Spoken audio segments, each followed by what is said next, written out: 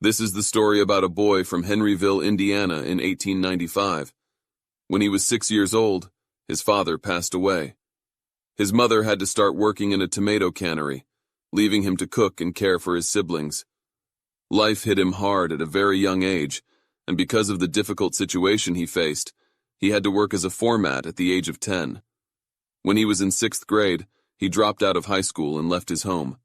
He started working as a painter of horse carriages. When he was 16, he faked his age to enlist in the U.S. Army, after being honorably discharged. A year later, he started working as a railway laborer and studied law at the nearby university until he ruined his legal career by getting into a fight. He was forced to move back in with his mom and get a job selling life insurances. After some time, he got fired for not following orders. Some years later, he established a ferryboat company, and it was an instant success. Later on, he tried cashing in on his very bored business to create a chemical lamp manufacturing company, only to find out that another company was already selling electric lamps much better than his company's lamps. All this hardship in life, but this guy wouldn't give up. He moved to work as a salesman for tire company. But again, he lost his job when the company closed its manufacturing plant. By the age of 40, he met the general manager of an oil company, who asked him to run a service station for him. But the station had to close down again as a result of the Great Depression. That same year, the Shell Oil Company offered him a service station rent-free, in return for paying the company a percentage of sales. He started operating the service station, and also began to serve chicken dishes and other simple meals for people who are stopping by at the station. His pan-fried chicken soon became a favorite with the people of the area, and made him famous in the region. A few years later, he took out the station and started a proper restaurant. After fairly succeeding at this venture, he started to advertise his food, and to a shock, an argument erupted out of the blue with a local competitor, and resulted in a fatal shootout with one of his employees dying. 4 years later, he bought a motel next to his chicken restaurant, hoping for better business, but it caught fire and burns down to the ground together with his restaurant.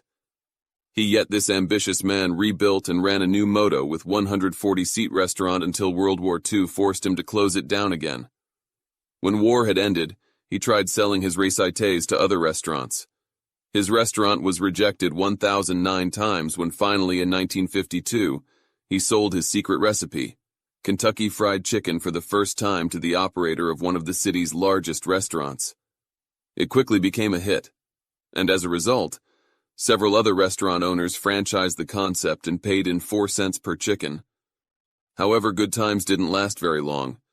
His own restaurant was crippled when an interested highway reduced customer traffic. He sold it and was left only with a savings in $105 a month from Social Security. So finally, he pursued his dream to franchise his chicken concept nationwide and traveled the U.S. looking for suitable restaurants. He opened a new restaurant and a company headquarters in 1959. He often slept in the back of his car. He visited restaurants over to cook his chicken. And if the owners liked it, then he negotiated a franchise, right?